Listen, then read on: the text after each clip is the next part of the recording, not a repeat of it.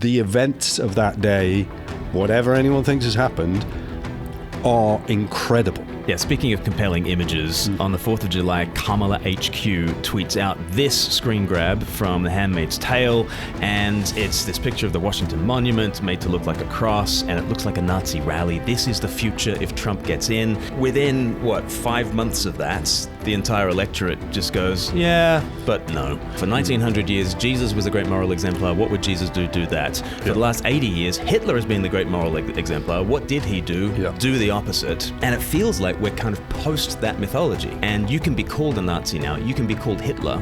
And you can still be president of the United States.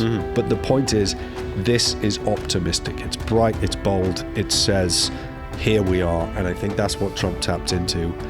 And that's why you won. Hello, this is Speak Life. We like to see all things through the lens of Jesus. My name is Glen, and from the Reformed Mythologist channel, it's Nate Morgan Locke. Hello. Hello, how are you? What even is a Reformed mythologist? Well, basically, it's just someone who's a Christian who is deeply interested in stories and storytelling. So if you want to find out more about that, you can go over to the Reformed Mythologist channel. We will probably reference a couple of the videos and a couple of the things that you can find over there during this conversation. But yeah, essentially, I'm a Reformed Christian who is obsessed with stories and storytelling. Great, so people should definitely check out the Reformed Mythologist channel. Give that a sub. You will not be disappointed. In this video, we're going to think about the cultural fracturings that have happened in 2024 and that seem to be continuing to happen in politics, in entertainment, and in the church. So what are we going to talk about in politics? So in politics, I think it'd be good to know from you what you think has been really key in this year and any particular standout moments of 2024 which are likely to have long-term repercussions. So many, but let's think about 3 elections. Let's think about Trump 2024. Let's think about the general election in the UK in 2024. And let's think about the assisted dying bill that was just, the second reading was just voted through in the Commons. And I guess we might be on track for assisted suicide in the UK. What did the vote for that signify? But first of all, we got to talk about Trump, don't we? Of course we do. I mean, he is the Time Person of the Year. It was not Giselle Pellico, which a lot of people were sort of agitating for. So she was the one who waived anonymity in this rape trial in France. So Dominique Pellico sort of arranged for, was it like 100 men to have sex with his wife while she was drugged? And she waived anonymity and she said, it is not for me to bear the shame, it is for him to bear the shame. So she kind of owned the name Pellico, and she was even known by her married name, which I thought was just stunningly brave. She divorced him as soon as she found out that this is what was going on, but she maintained the Pellico name for the sake of all her grandchildren who have the Pellico name. And she said, that is powerful. I want them to have the pride of saying, I am descended from Giselle Pellico, rather than the shame of saying, I'm descended from Dominique Pellico. That's redemptive. It's really redemptive, and the shame does not attach to her. The shame attaches to him and all the other abusers. It was just such a powerful movement of bearing the shame that does not belong to her, and then insisting that it belongs to the man who it does belong to. There's something beautifully gospel-like in that. Anyway, so she was not person of the year. Donald Trump instead was. So you can see the controversy over that. But he tweeted out after Time made him the person of the year, which is earlier in December, a little tweet that said how it started. And it's got his mugshot from Georgia in August of 2023. Him looking very Donald Trump. Defiant. Defiant. Do you think he was posing in the mirror before that was taken? I don't think he does anything but posing. That's what he's there for. And surely that was the end of the Trump train. And arguably, I mean, what was the exact reason for that mugshot? Say again. So in Georgia, there was racketeering charges, which I don't think those have. either been tried or have stuck. Okay. But the charges against him were for racketeering and other charges in the state of Georgia. I mean, for most people who pay a little bit of attention, I think the last image they'll connect with Donald Trump and what they thought was the death knell of Donald Trump would have been the QAnon shaman. Yes. In the Capitol Hill building. January 6th. January 6th. Epiphany. With his great big horns and his painted face and his fur and his sort of stripped to the waist. Yeah. And basically, okay, that's got to be the end because you just can't do that. That's not a thing that you can do in Western society. Donald Trump's contested the election and all this sort of stuff. Therefore, goodbye. And for many people, good riddance. Yeah. And yet, 2024... He's now the 47th president of by the end of January, he'll be the 47th president of the United States. The Free Press, Eli Lake wrote this fascinating and fantastic summary of where we're up to. Donald Trump ended his first term in disgrace, hit with a second impeachment after his supporters stormed the Capitol January 6th, 2021. The 2022 midterm candidates that he endorsed, Herschel Walker, Mehmet Oz, and Kari Lake, all went down in flames. In 2023, he was declared guilty of sexually assaulting the writer E. Jean Carroll in a civil case. This past May, he was convicted in a Manhattan court of 34 felony counts for improperly reporting hush money payments. Overall, he has faced 116 indictments. Even now, the New York State Attorney General is trying to punish the Trump Organization with nearly $500 million in fines, claiming that he unlawfully inflated the value of his properties, and yet here he is, America's 47th president. Yeah. So what does that tell us about the state of politics and the culture? I mean, partly it says who was he up against, and they couldn't decide, and then they did decide, and then that didn't work. I mean, it was...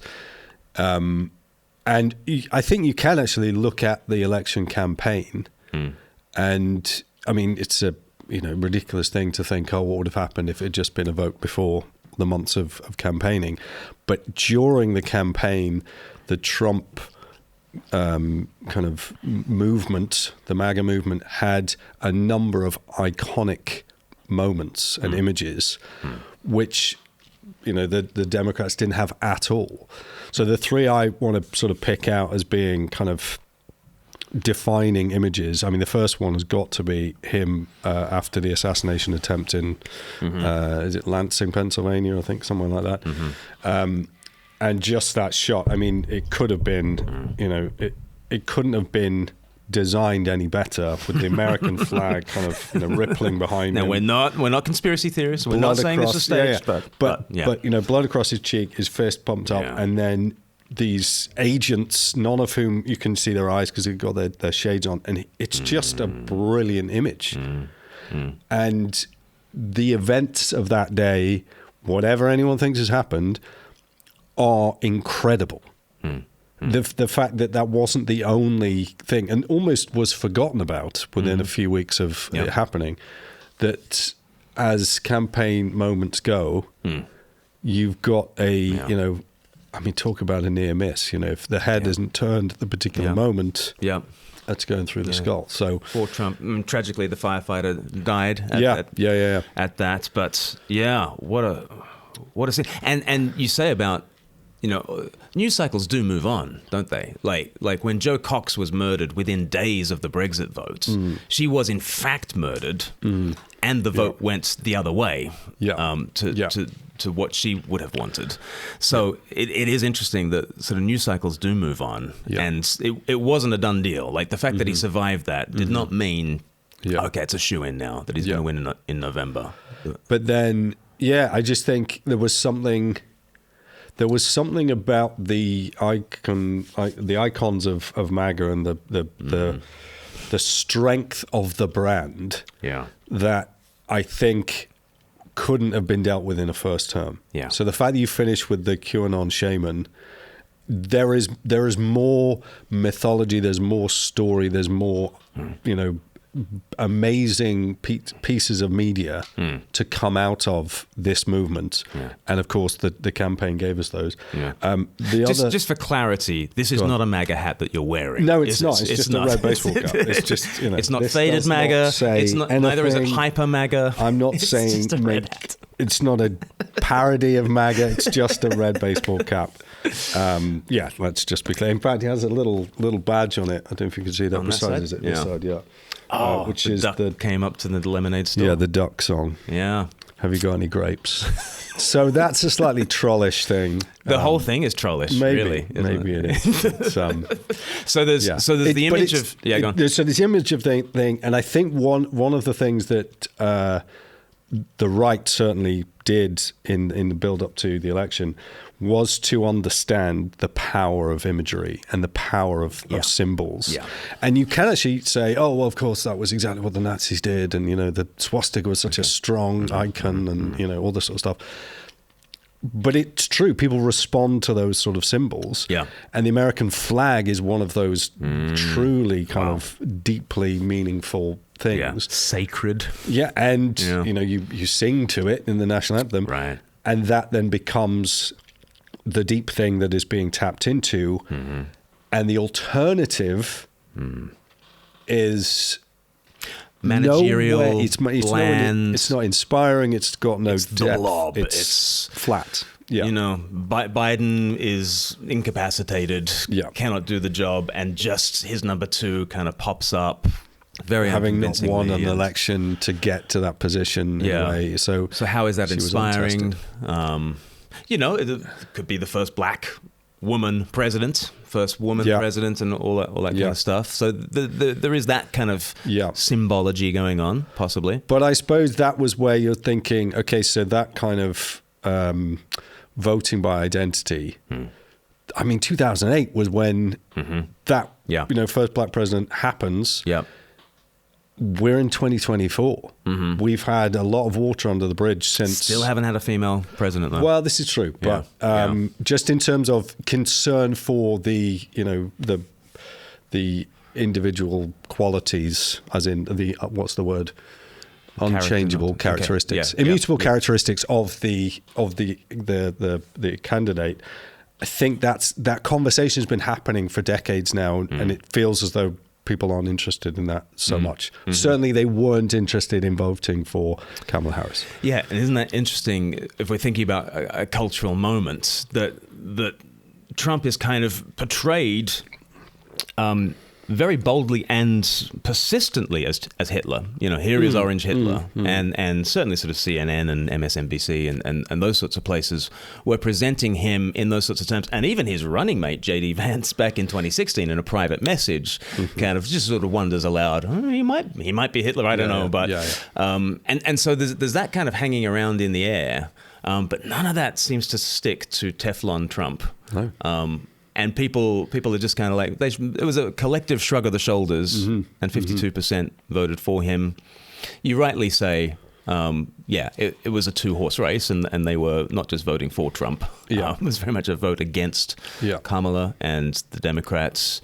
But it was also an election in which people switched from, so you got Joe Rogan, who was a big Bernie bro, Bernie Sanders 2016 all the way.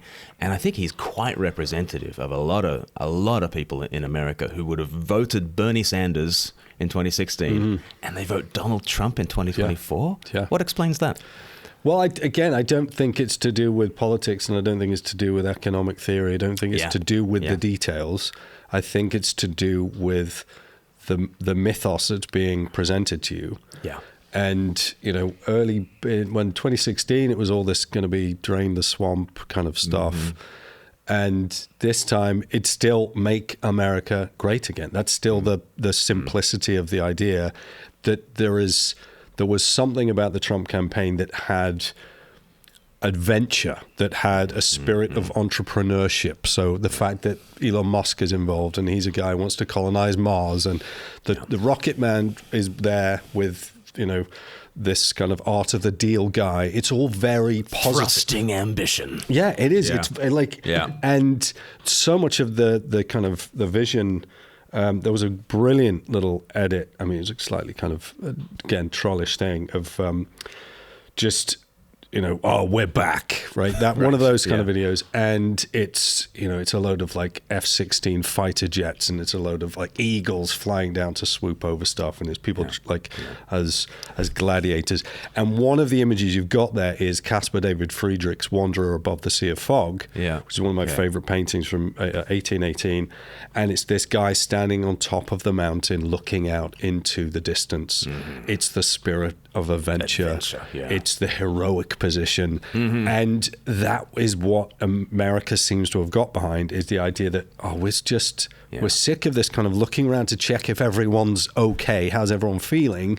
We're now voting for go to Mars. We're voting for take us into a new stage of American life. Yeah, speaking of compelling images, on the 4th of July, Kamala HQ tweets out this screen grab from The Handmaid's Tale, and it's this picture of the Washington Monument made to look like a cross, and it looks like a Nazi rally. This is the future if Trump gets in. If that's the whole messaging, what's fascinating is that within, 5 months of that, the entire electorate just goes, yeah, but no, and is kind of... And kind of shrugs off the associations of Nazism. And that has been the worst epithet that you can ever throw at somebody for the last 80 years. For 8 decades, we have had this kind of World War II mythology in which Hitler is the great moral exemplar. For 1900 years, Jesus was the great moral exemplar. What would Jesus do? Do that. For the last 80 years, Hitler has been the great moral exemplar. What did he do? Do the opposite.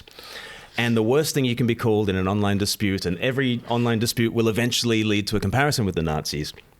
And it feels like we're kind of post that mythology. The post-Christian mythology is the World War II mythology. Are we now post-Christian? That none of that kind of works anymore, because I think a lot of people are just cynical about the epithets that are thrown. And that perhaps beneath the Nazi tar is there's no substance. It's just a ploy. And you can be called a Nazi now. You can be called Hitler, and you can still be president of the United States. It's incredible. And I think one of the things that's connected to it is this idea of optimism. That the project that's been taking place in terms of social justice and all that kind of those concerns for the plights of those who've been kind of cast aside or been overlooked or whatever it might be, that has been, we've been hyper aware of that for some time, and it can be labeled as woke, and it can be it can be misused, and it can be distorted and all that sort of stuff. But the issue is that it doesn't give anyone any hope that anything's actually going to improve. If the systems are broken, it's oh, look at this is terrible, this is terrible, this is terrible. Okay, these things are terrible. Has anyone got any idea of how we might move forward? And one of the things about this kind of Make America Great Again is that it has the idea that America could be great.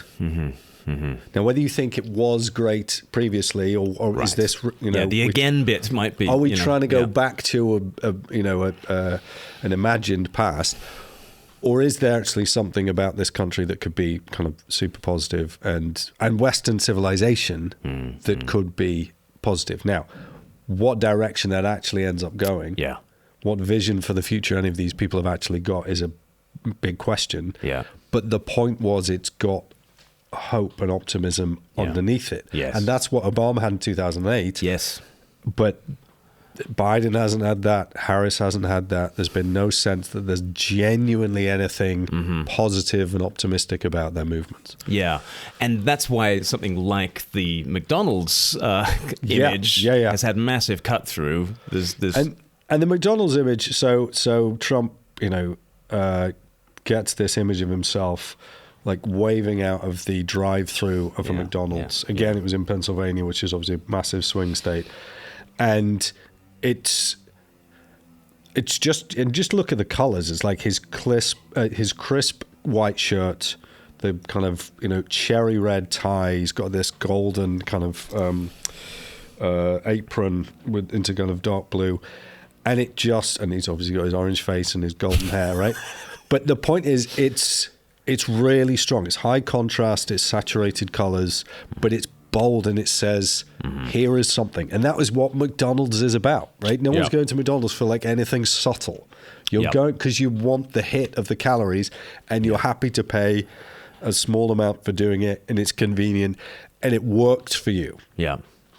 It's not concerned about, social issues. I mean, they might pretend that since, kind of Super Size Me documentary and all that kind of stuff. Yeah. But the point is, this is optimistic. It's bright, it's bold, it says, here we are. And I think that's what Trump tapped into. And that's why he won. It's bright, it's optimistic, it's also disposable, and it's cheap, and it's capitalistic, and it's got a lot of dollar signs attached to it. So Obama is this like messianic figure. We are the ones we've been waiting for. Was like one of his sort of mottos, and that was a kind of a vote for a juster America. It's a different kind of hope to say. You'll get your McDonald's a little bit cheaper, and tallow fries, I think, was what people are looking for. Let's go. Although RFK wants to, the "Make America Healthy Again" thing. That is again. They are odd bedfellows, but very odd bedfellows. Yeah. So RFK coming in, Elon Musk coming in, who on culture war issues is kind of anti-woke and anti-gender ideology. But is he a conservative? He's not really a conservative at all. He's a transhumanist. Like he wants to blast off into a post-human future. So like this is a really weird kind of alliance. Yeah. And who knows how long it'll be able to hold together. One of the things that's marked Trump's previous presidency is just how disposable his staff are and how disposable his key people are, and he's willing to drop them. And that's because he's not he's not interested in an ideology. He's not interested in kind of like taking things, it's whether, again, the Hitler stuff, I don't think actually lands at all because Hitler wrote Where's his Mein Kampf? Right? Where is Trump's Mein Kampf? The concern is to win, and he will do whatever is necessary in order to win. His Mein Kampf is the art of the deal. Yeah. Right? It's just make it happen. Make it work and be successful. Yeah. But that's where, it'd be very interesting then to see how sustainable that coalition or that alliance of very alpha individuals is capable of being through 2025. And okay, should we think about the UK election? In fact, let's look at two votes kind of together. And one was the general election, in which there was a landslide victory for Labour. They got 34% of the votes and 63% of the seats. So they're going to be in power for a very long time, not least because the Conservative Party were utterly trounced. They lost, 125 seats or was it even more?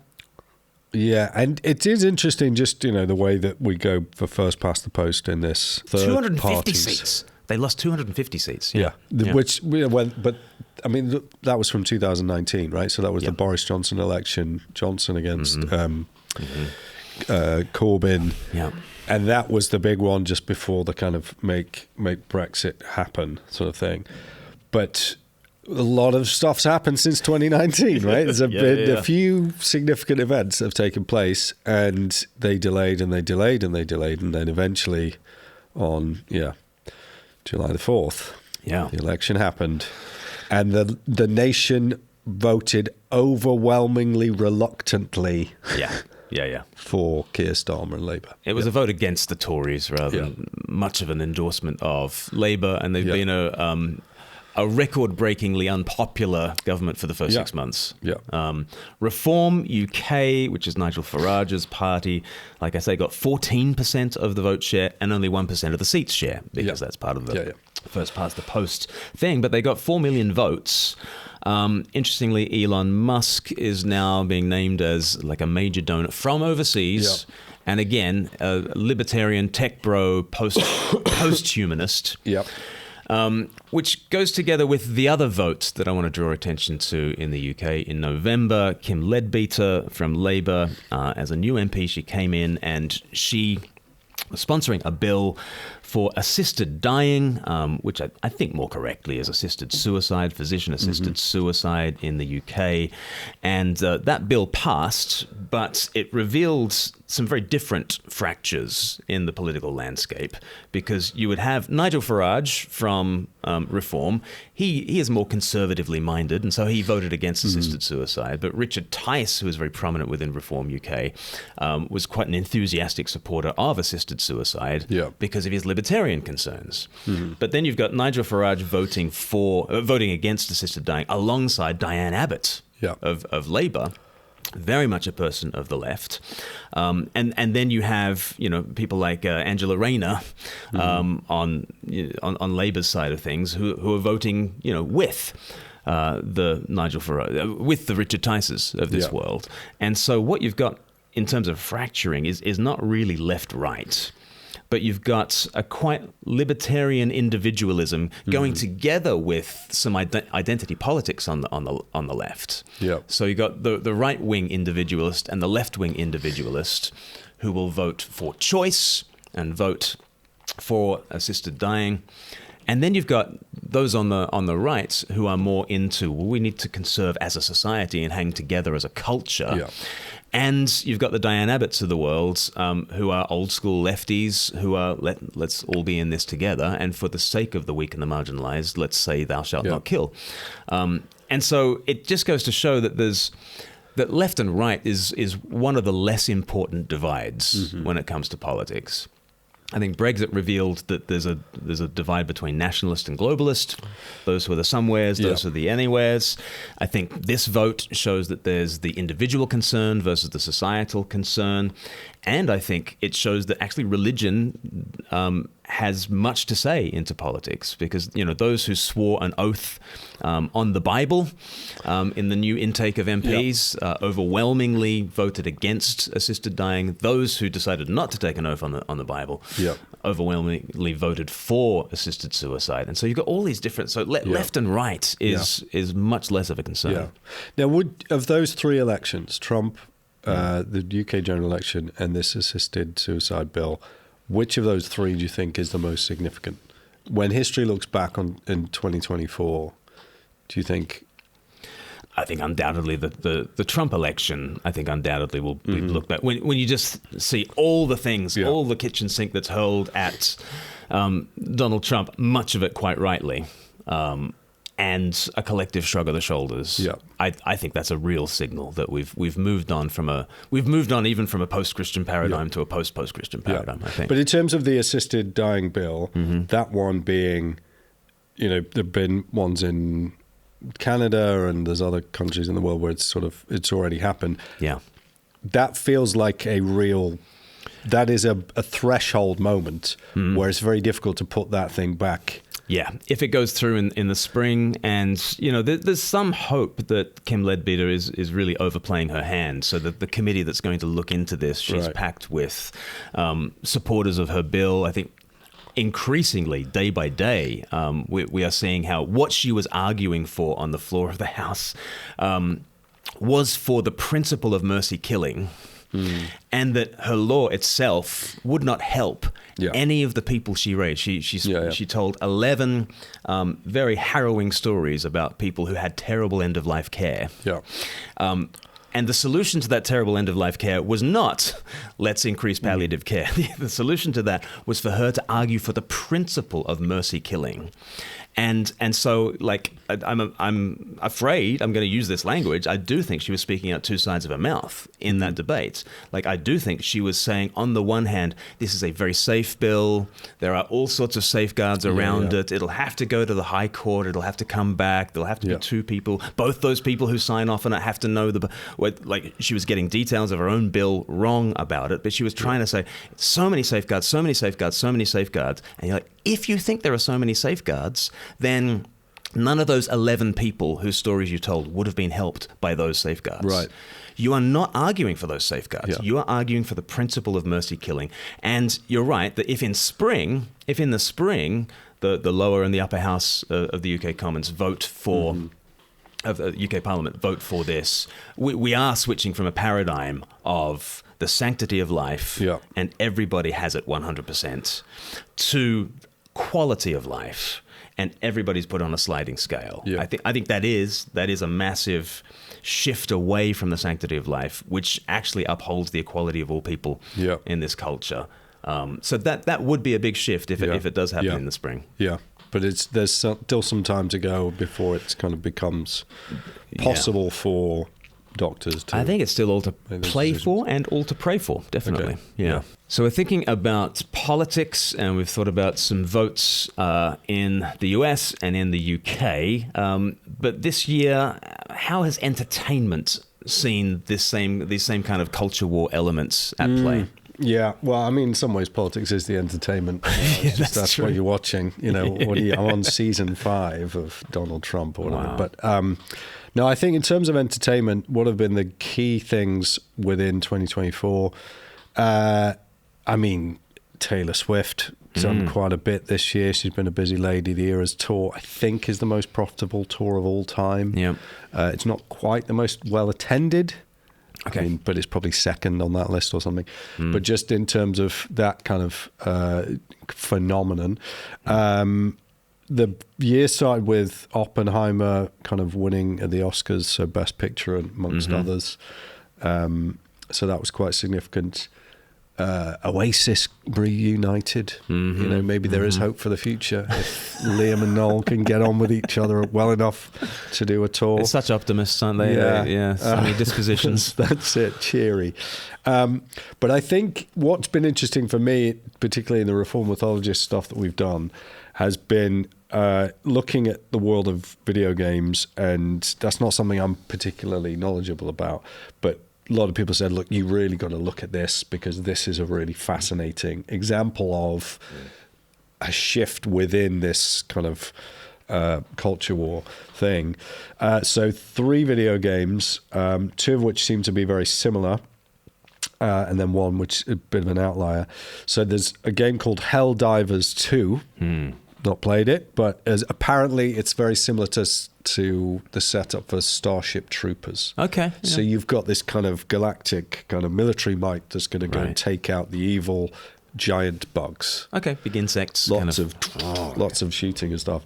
Fun. And that has been received as a kind of, we're back. It's like, it's unapologetically violent and fun to play, and the guys get to go together and just say stupid action movie lines to each other and all that sort of stuff.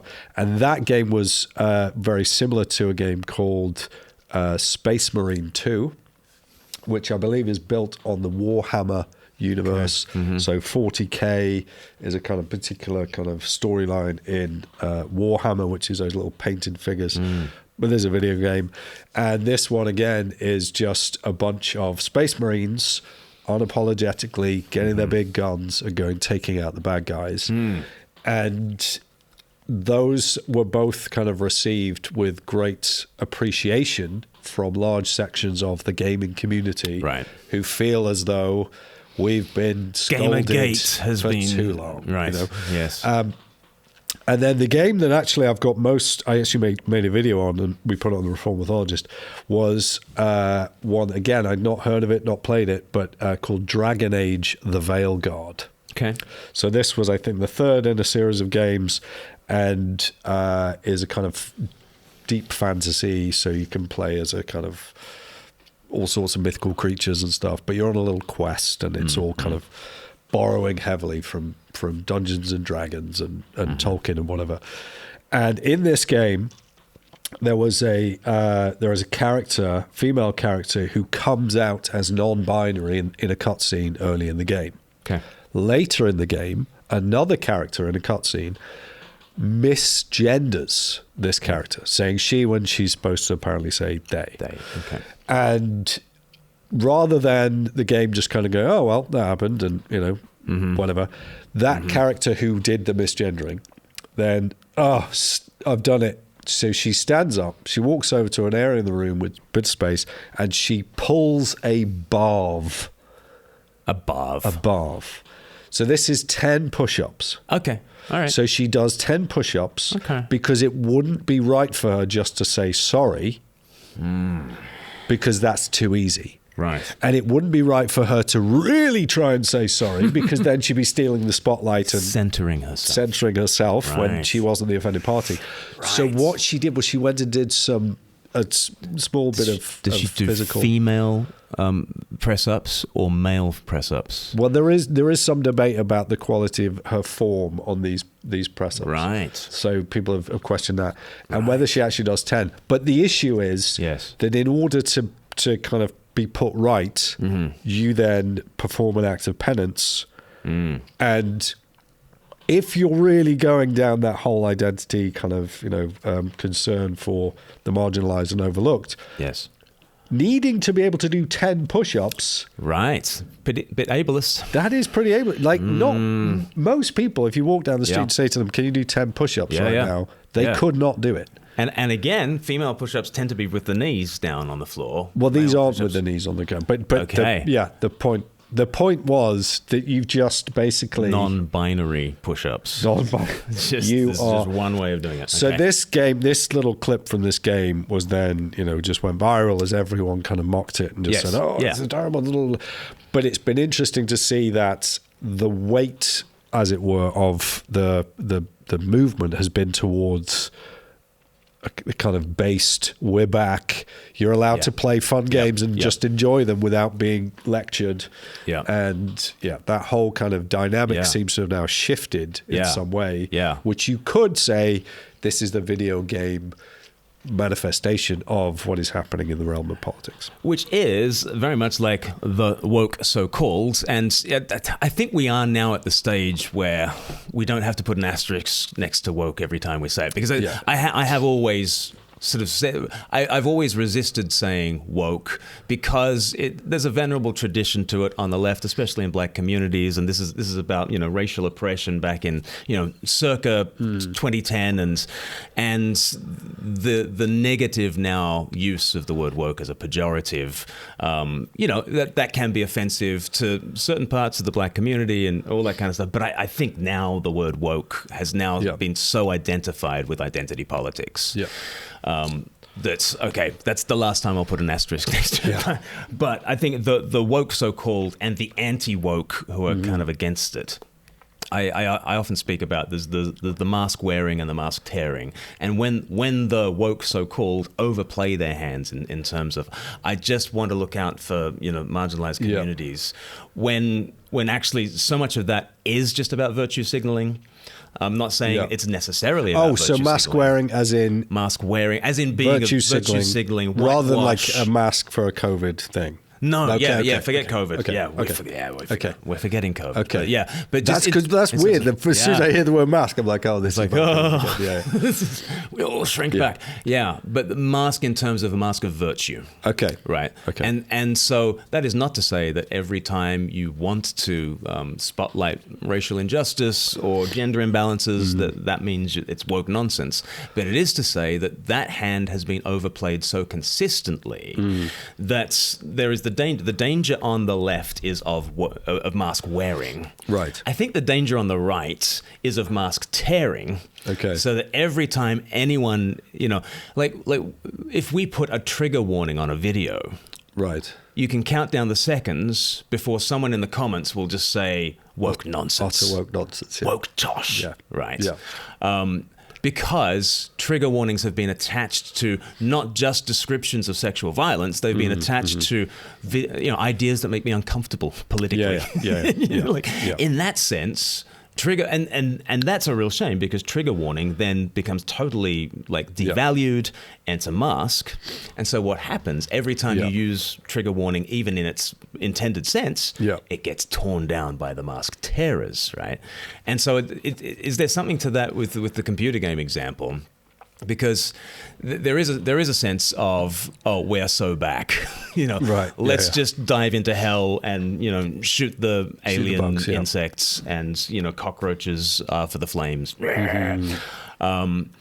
And at that stage, if it's just the mask tearing because I'm sick of Gamergate telling me I'm a bad person, now I just want to be brutal. I just want to be violent. Right. Yeah. Now we don't have masks anymore. Do we have virtue anymore? Right? There's the virtue signaling, and then I hate the virtue signaling. All right, but what do you got now positively? Yeah. Well, and that is, I think, is the major thing, is that what is, because this kind of period of social justice warring and culture warring, and it feels as though this has been going on for far too long, and there hasn't yet been in the cultural kind of conversation, where is the place in which something alternative, genuinely optimistic, genuinely like, this is something we could actually live by. Yes. It's not just like constantly angry and aggressive, and it's not just constantly condescending and scolding. Yeah. It's not just critique. It's not just deconstruction. It's actually somewhere we can be. Yeah. Yeah, exactly. And I think that's where it's actually quite interesting from a Christian point of view to think, okay, so what are the ways in for the church to say, we're sick of it, aren't you? Right? Yeah. Of course, you actually want some help with this. Yeah. You're looking for an option. Completely. And like Tom Holland has said on this very channel, looking into the future, into his crystal ball, he sees three futures. One of them is progressivism sheds its Christian foundations and just cuts loose from anything Jesus-y and blasts off into the stratosphere and into oblivion. Goes the hyper woke, right? And then the lashback against that is the anti-woke, and that is those who believe in nature, and strength and domination and vitality and all those sorts of things that the woke are so worried are going to happen. And they are the only ones who are going to save us from the Handmaid's Tale. Like, it's like only Kamala can save you from that Aryan rally that's going to happen at the Washington Monument. And at that point, like, an entire electorate has just said, but no. Yeah. Like, you are not the answer to this. But then there are some, scary figures on the right, and there are some scary figures who are just tearing down the masks and have no virtue to replace that with. Those are the first two options. Third option, Christian revival. Yeah. And Tom Holland said, this is the one. I pick option three. I pick option three. What I think we're going to see in 2024 and increasingly in 2025 is all of the above. Okay. And I think all of the above is the world that we're living in which there will continue to be the mask wearing. There will continue to be the mask tearing. And praise God, there are people who are looking for something solid and are refugees from this culture war and finding it on the rock of Christ, we pray. And when they find it, what is it going to look like? What kind of Christianity is it going to be? Because I think, particularly in the conversation around, the re-enchantment of the West, and your friend Justin Briley's sort of talked about this with various people, Martin Shaw or Paul Kingsnorth, or you spoke to Rod Dreher the other day about kind of his ideas of what's kind of out there, and what Jonathan Peugeot. What do you notice about all four of them? Well, these are all Eastern Orthodox, and these are all people who've embraced a tradition which is tradition with a capital T. It's like really, well, maybe the whole thing's in block capitals. I mean, it's so irrelevant. It's so non-contemporary. And it's therefore like, eternally relevant. So it's the C.S. Lewis thing, And that sense that the Christianity that people might be landing in when they retreat back from this kind of culture warring might not be Reformed, might not be even necessarily Catholic, but it's like the biggest movement seems to be in the Orthodox. The New York Post on the 3rd of December ran with this headline: young men leaving traditional churches for masculine Orthodox Christianity in droves. They've got some statistics down here. They reckon that compared to 2019, so they're even comparing it to pre-COVID levels, I think conversions to Orthodoxy, and they take conversions very, very seriously. Like, it's hard. You don't just tick a box on an altar. You don't just pray a prayer and do an altar call. They are up 78% increase in converts in 2022 compared with pre-pandemic levels, and we're now in 2024. We're about to go into 2025, and those numbers show no sign of going in the other direction. And what do you notice about here's Father Josiah Trenham? He is a serious man, right? And it reminds me of Philip Larkin's poem about church going, and it sort of finishes with that stanza. It's a serious house built on serious earth. And in 54, I think he wrote that poem. He was worried about what was going to happen to the church and what are they going to turn these churches into when the last worshiper switches the lights out. What would we have lost? We would have lost a serious house on serious earth. And I think that's different to Donald Trump serving McDonald's at the drive-thru. As hopeful as that image is, that's not going to sustain it. That is fast food. It gives you a kick. These guys are into fasting and proper fasting over 40 days, and it's communal, and it's liturgical, and it's embodied, and it's challenging, and it's ancient, and it's weird. But for all that, that's actually not a barrier to people trying out these kinds of traditional churches. It's actually a bridge to it. And that particularly young men, which is obviously emphasized in that article, looking for something to do. It's a very active involvement, and that evangelicalism feels far too easy, far too straightforward, and the activism, which is sort of part of that kind of evangelical kind of was the quadrilateral with the biblicism, crucicentrism, activism, conversionism. But so the activism, I suppose, has got that kind of idea of going out to do the ministry and reaching out. But certainly the activities that people are looking to participate in within more traditional churches are way more demanding. And require a level of taking yourself seriously that, potentially versions of Christianity or denominations or stripes of Christianity that the West has thought would be the connection point haven't maybe been in the same way. It's interesting when I teach church and mission. So I help out with the Union School of Theology, which used to be Wales Evangelical School of Theology. In that course, I'll see if I can get the phrase right. I say that to have a proper mission theology, you need to think that the church is the mission strategy for the world, and therefore the church is the church on mission. And what evangelicals tend to mean by that is church is nothing if it's not on mission, right? Church is church on mission is church, right? And so evangelicals tend to think, okay, everything is now about evangelism. Everything, every application to a sermon is, who have you told about Jesus at the water cooler and that kind of stuff. And everything, is boiled down to a lowest common denominator, because if you want to be seeker friendly, then you need to explain. Everything is explained. And, it's the illustration of outside the cathedral. It's the evangelical that has the sort of the thumbnail sketch of the cathedral showing you how it works. Whereas the more traditional Christian, including the Orthodox, they are more like yanking you into the cathedral in all its ancient weirdness and just saying, take it in. And for them, church is church on mission. Like to be church is to be missionary. And so let's be church. Let's properly be church. And I think there's truth to both ways of looking at that. That as we devote ourselves to being the church, we are being missional, because we are the priesthood. So it says 1 Peter 2. And so, but what the Orthodox are intent on is, let's make sure that the church is properly the church and doing what the church does. And the evangelical hears that, and they just hear Field of Dreams with Kevin Costner. If you build it, they will come. And we all fold our arms and we go, no, they won't come if you just build it. And the New York Post is here to tell you that they're coming. This church is just doing its thing. and people are showing up. And I'm seeing that happen in evangelical churches, in Anglican churches, in New Frontiers churches. Yeah.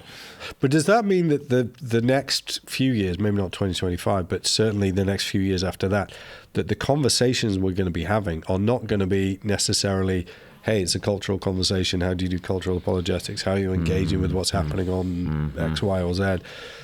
X, Y, or Z. YouTube or whatever, Zoom.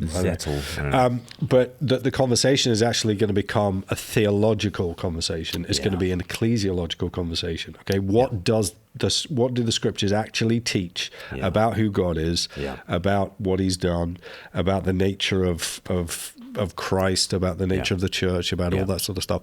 And so weirdly, the time is coming for, all these, maybe some of my old Presbyterian friends, they'll be like, I'm up to Creeds bat. Are so back. You are Creeds right are in. so back. You've got to get back in there because it's going to be, we're going to be debating the filioque clause again. We're going to be debating. Well, because of orthodoxy. So so suddenly a bunch of stuff that has seemed to be absolutely irrelevant. Because this is just kind of ivory tower theology debate. Suddenly you've got a whole bunch of people there who want to know what is true and who are, looking for compelling arguments. Yeah, and one of the people who was in Trenham's church, they interview him in the New York Post article, and he says there's more than 100 people in classes waiting to be baptized. So these are the baptizans, and they are in classes, and they're doing what the church has done for centuries, which is to catechize, to teach, to school people in the basics of the faith. That's been true going right back to even the 2nd century in Rome. If you wanted to get baptized on Easter Sunday, and that's when they would generally do it, well, spend all of Lent and literally like 3 hours a day in Lent, like 100, I think it adds up to like 146 hours of schooling before they'll ever baptize you. And we know what the curriculum was. They summarized it. It's called the Apostles' Creed. Right? And so this... like the idea that Nicky Gumbel invented the Alpha Course is a bit laughable. Because what was the Alpha Course in its origins? It was, here is a beginner's class for those who go to Holy Trinity Brompton. Let's ground you in the basics. And it's exploded as an evangelistic tool. Well, fantastic. But I don't think Nicky Gumbel invented that. I think we have always needed to school those who are just wanting to lean in, and they're very interested. They're in the court of the Gentiles. You don't yet admit them to communion. They're not yet a member of the church, but they want something deep and rich and old and theological. And so I think the place of the course, properly understood, is back as well. I think the demise of the course was proclaimed a little bit ahead of time. Okay. And that actually, something like 321 that we do here at Speak Life is, well, that's only 4 weeks. You need to then move on to the next thing and the next thing. But it's framed around the creed, and it's framed around getting people back to the deep, rich, not silly, not dumbed down theology. And one of the new features on 321course.com is our new church finder, so that people can not only binge all the videos, but they can find a place where 321 is being run. And it's being run in about 350 courses are being run around the place in about 300 churches. I was hoping to stop at 321, but and then jump to 3,210, and then just work along that system. But people can check out the church finder there, and we've got a little chatbot pathfinder who he doesn't answer all your theological questions, but he does help you navigate through the material and find what you need. He's quite fun. He's a cute kid. Pathfinder. So check him out if you haven't already. And we're going to need a lot more of that as people kind of lean in. They're seeking a refuge from the meaning crisis. And what they're going to need is something embodied and rich and deep and theological. And we need to be ready for these guys. And I think getting them into the church, or getting them into these sorts of classes for those wanting to seek baptism, getting them there is not really where we'll need to expend a lot of our effort. We don't need the breadcrumb trail to the front door of church. They're showing up in church. who knows what their theology is, who knows what kind of messes and pastoral situations they're in. Yeah. But it's about walking with them in the thick, rich, deep, weird, old theological traditions that the church has always proclaimed. That's what evangelism is going to look like. Yeah, yeah. And the future for evangelicalism could be the most interesting thing about the next the next few years, because I do think there is an ecumenicalism, there is a kind of an open, like, what do we all agree on kind of thing, like, let's just try to recognize that because, hey, we're small in number kind of thing. But particularly as people are coming in asking serious questions, we're going to need to stand on some pretty solid ground, and we're going to need to be sure on our theological convictions. Yes. And this is where creeds and confessions and a deep, rich biblical theology is going to need to come and shine. And this is not to say don't be Protestant. So Gavin Ortland has a wonderful channel called Truth Unites. Everyone following us should definitely be following Truth Unites. He actually won the best book in one of the best books awards for TGC this year, with the book called What It Means to be Protestant, The Case for an Always Reforming Church. So he's a Baptist, and yet he is constantly making content about, look, even within your Baptist traditions, there are all sorts of ways of being creedal. Yeah. You could say the creed. You could at least sing the creed, can't you? And here are some prayers that you can kind of bring into even the lowest church evangelical setting. Yeah.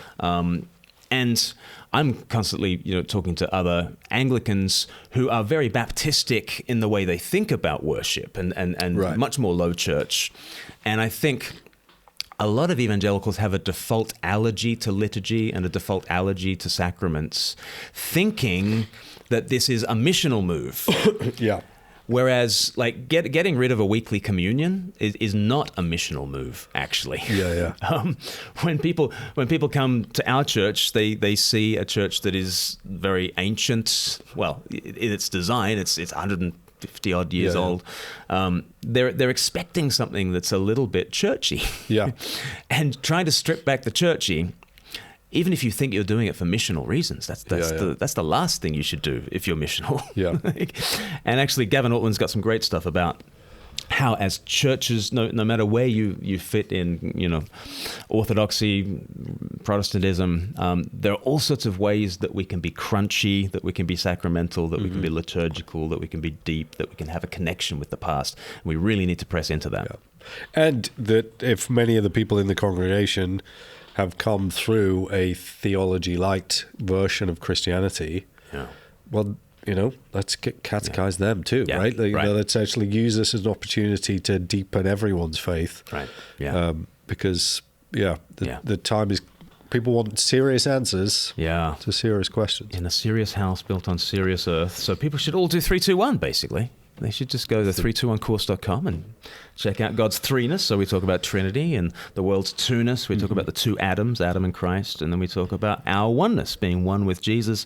It goes deep, but I think these have always been the answers the church has given to times of great cultural crisis. And we are not the first people in the year 2024 to be going through moments of cultural crisis. Yep. The church is an ancient serious house built on serious earth and has always been giving these answers. And I think we will find more and more that Trinity, Adam and Christ, union with Christ, actually have the answers to what this culture is craving.